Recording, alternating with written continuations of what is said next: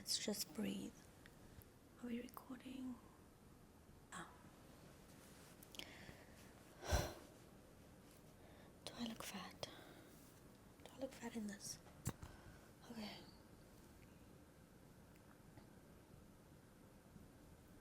This year, 2025, is flying by already. We are almost midway through January as of the time of this recording. And that, my friends, means that we only have approximately 350 days left of the year. That is not a lot of time. So, what are you doing to spend your time wisely? I know, I just posted a video talking about setting zero pressure goals for myself, and yeah, I am with a kind of fire lit under my ass. So, basically, what happened between the posting of that video and the posting of this video is I had a really in-depth conversation with someone on New Year's Eve, and one of the things that really stuck with me was that we were talking about retirement and planning for retirement, which I should have started doing when I was in the womb, or at least at age 20. I'm kind of like 20 something years late in this process. And yeah, that really stuck with me. There were a lot of things we spoke about, but that was the thing that kind of lit a fire under my ass. And also, I started thinking about the number of days in the year, So, like I mentioned in the last scene, we are approximately 355 days left in this year, and it's making me think about time in a different way. And I think I also saw it on Dr. Phil's show many years ago, how if he broke the number of months that he had approximately left in his lifetime, it kind of like puts things into a different perspective when you look at time that way. And so that is what has lit this fire under my ass. And I don't know if I'm trying to light a fire under your ass too. Let's talk about it. Now, I'm not suggesting that a retirement plan lights a fire under your ass, but maybe a good question to ask is, what does light a fire under your ass? Or do you actually want a fire lit under your ass? So, the reason why I'm asking is because you may be at a point where you are experiencing a dip in motivation. And I just want you to know that that is okay. Motivation is not a constant in life. Motivation is like a wave. There are peaks and valleys. And sometimes when we're in a valley, let me speak for myself. When I'm in a valley, I tend to get very frustrated with myself. I tend to think that something is horribly wrong. I feel like something's broken and I don't know how to fix it. And to be honest with you, I've just come out of a 4-year dip in motivation. Because I think that also, my motivation came from a place of people pleasing. So I grew up with this desire to please everybody around me, to impress.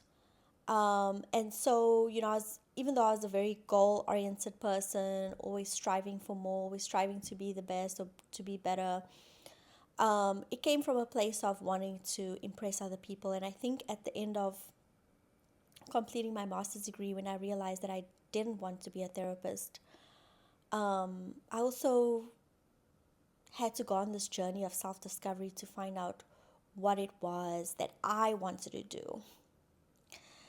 And so with that, I chose to feel inspired rather than motivated. So I would only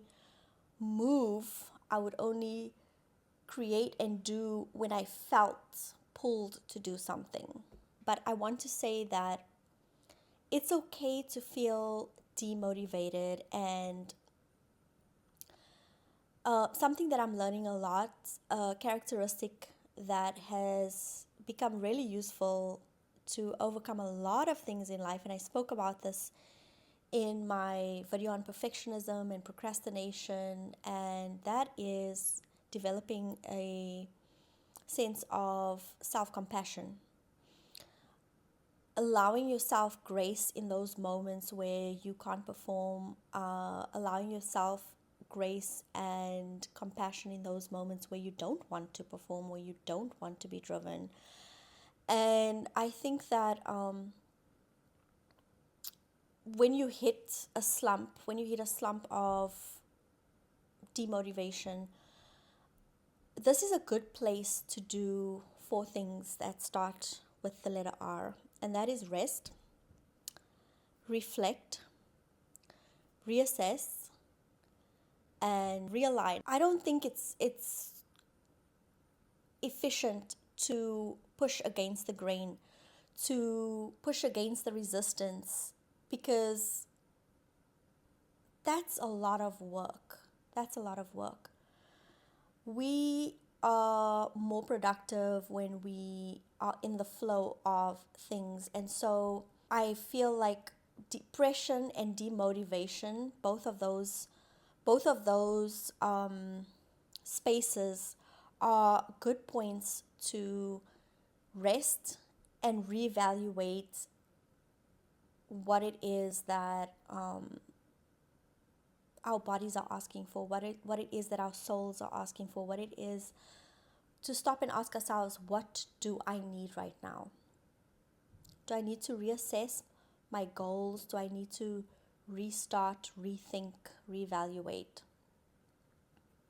Do I need to rest from burnout? What do I need? What is my soul crying for right now? Also, I've been seeing these posts on Instagram that are saying that January is not the time for New Year's resolutions because it is winter and we should honor the natural cycles of nature.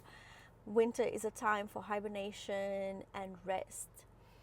And yes, I do resonate with this belief in certain ways, but please, whoever people are posting this, take into account that the other half of the world who live in the southern hemisphere are actually in summer in January. So, speak for yourselves, basically. But yes, jokes aside, I do resonate with this concept, in the sense that I think that, following the natural rhythms of life, cycles, nature, daily cycles like sunrise and sunset, bodily cycles, monthly cycles, lunar cycles, all the cycles, rhythms, is really helpful. And however, keep in mind that I think that we should follow them in ways that resonate with us, because some people, for example, daily cycles like morning and night, sunrise and sunset, people's bodies respond to that very differently. There are people who actually wake up at night, who are more creative at night, who are more active at night, and therefore are able to produce more at night than people who are morning people like myself, who are more awake and alive and active and creative in the day.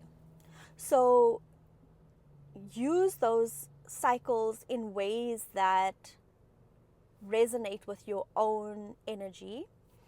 So yeah, I definitely resonate with that. And I think that when we follow these, or when we're in flow with these natural life cycles and rhythms, then we produce and we create more effectively, more easily. Things flow smoother. Another thing to keep in mind is that with regards to the seasonal cycles,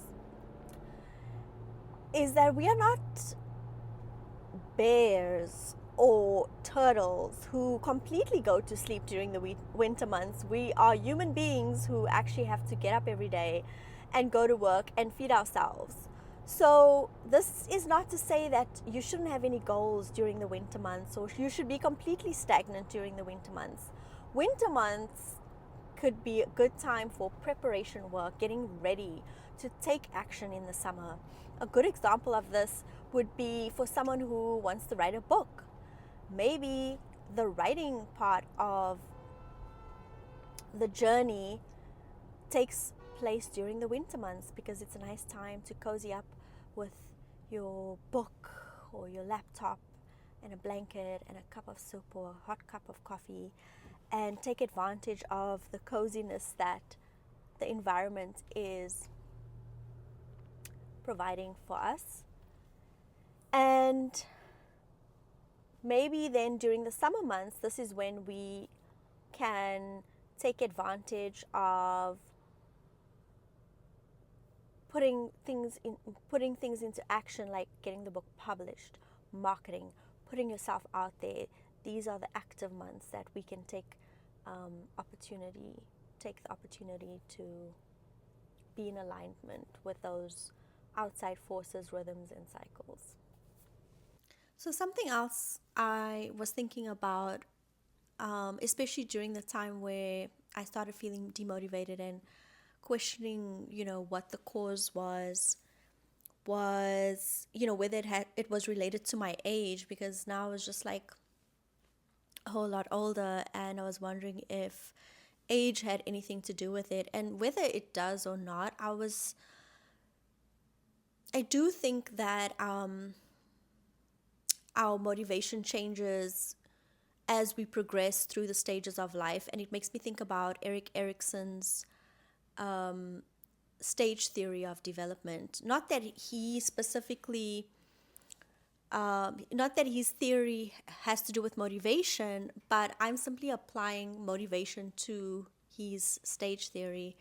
And if you think about it, and he has like 8 stages of development, so I'm not going to go through all of them, but just in general, if you think about it, when you're in your teens and early 20s, your motivation mainly comes from a place of, what do I want to do with my life? Who am I? It may seem very self-centered, which is normal. I'm not saying that in a bad way, but it's very much like, who am I, and what I want to do with my life? What kind of career do I want? How am I gonna make a living, etc.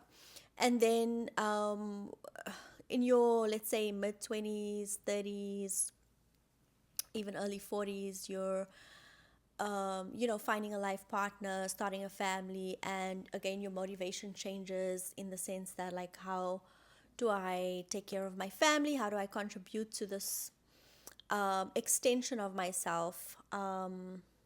And yeah, so your motivation definitely comes from a different place, or is targeted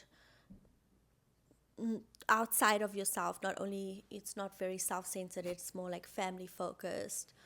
And then once you kind of like get that right, and what I'm saying here is very stereotypical. It's the stereotypical stage development. Not everybody goes through these stages. I certainly haven't gone through the stages of having kids, for example, or starting a family. So this is just realize not everybody goes through these phases, but you can apply it to your own life in some way. And as we get older and our families establish, our careers are, we've maybe reached the peak of our career. Now we start thinking about, how do we contribute to society? And I think he mentions in, let's say, the second to last stage, the stage of generativity versus stagnation. Generativity is about passing your wisdom down, passing the lessons you've learned in life down to the younger generations, and contributing to society in this way, and being part of a community, and obviously still taking care of your family, etc. So in that sense, I think, yes, motivation definitely changes through our lifetime. And so that's something to keep in mind if you feel like your goals are changing in some way, or you lose motivation in one sense, but maybe you're gaining motivation in another sense. So, yes, I want to summarize and close this video, because it's been the hardest video that I've had to make. If you've noticed, I am not sitting at my kitchen counter like I have been in almost every other video that I've made last year. I wanted to do something different, and I wanted to kind of record in different scenes around my house and out and about and in the car, etc. Try something different, and that part of it I've enjoyed, and I think it's new. I enjoyed learning and trying new things, but the content portion of this video has been very hard to make for some reason. I've struggled with the topic in a sense. I've recorded and re-recorded even before this idea of like cutting the scenes up. I've recorded this video like a million times in a million different ways, and I don't know why I've struggled with it. I think a lot of motivational videos are focused on like how to get your motivation back and like how to get motivated when you're in a slump. It's like go go go, you can do this, and they've got those like motivational like music behind it, and it's like very like go drive, go go go. And you don't often see videos that talk about demotivation and being in a slump. And I just want I thought maybe it would be good to put something out there like that. I know my video started off like on a high because I was all fired up after, feeling like I got my motivation back, which I definitely have. But since the first scene, I have, gone through ups and downs, energy dips and mood swings and all sorts of things. So that's kind of the trajectory that my video has taken. And I was struggling with, is that normal? Can I post something that's so diverse in energy and mood? I go from like go go go to like it's okay to be demotivated. And I think that's the message that I want to get across in this video, is like to answer the question, to chill or not to chill. I think the answer is everything and whatever you want. Yes, chill. Yes, don't chill. Do both. Do one. Do the other. It doesn't matter. I think if you may find that if you chill too much, you would become bored. And if you not chill, like if you work too much, you're going to become burnt out. So at some point, something's got to give, right? Because everything in life, I think everything mimics life, and life is ever changing. So our moods will change, our motivation will change, our everything. So we have to learn to ride with those waves and use them to our advantage, and be okay with both sides of the pendulum swing. Sometimes we get down on ourselves, we feel like something's wrong when the motivation is down. But if we shift the way we see things and we see that as like, what is the message that I'm supposed to get here? What am I supposed to reevaluate? What am I supposed to realign with? What do I need a break? It's a message, or it's just a natural cycle that you have to go through. And on the other side, when we work too much and we don't take a break, it's because maybe we're too scared to drop the ball. Like, if I don't push myself constantly, the earth is going to fall off its axis. No, I swear it's not. You're going to be fine. And the sun's still going to rise tomorrow. So you need to rest. I've learned that the more I resist rest and the more I resist listening to my body or being in the flow, the longer it takes to be productive. So the sooner I accept where I am, The sooner I say I need rest and I actually just rest and accept where I am, the sooner I'm able to like build up the momentum again and get going. So don't let it push you off center too much. What else?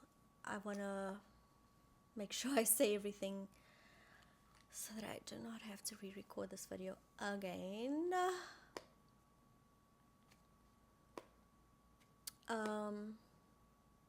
I think that's all. Thank you for listening, and I love to hear your thoughts in the comments section, and give it a thumbs up. You know the drill. Subscribe, like, comment, share. I hate saying those things, but apparently you have to say them, so please do so. I don't know if you like. Alright guys, until next time.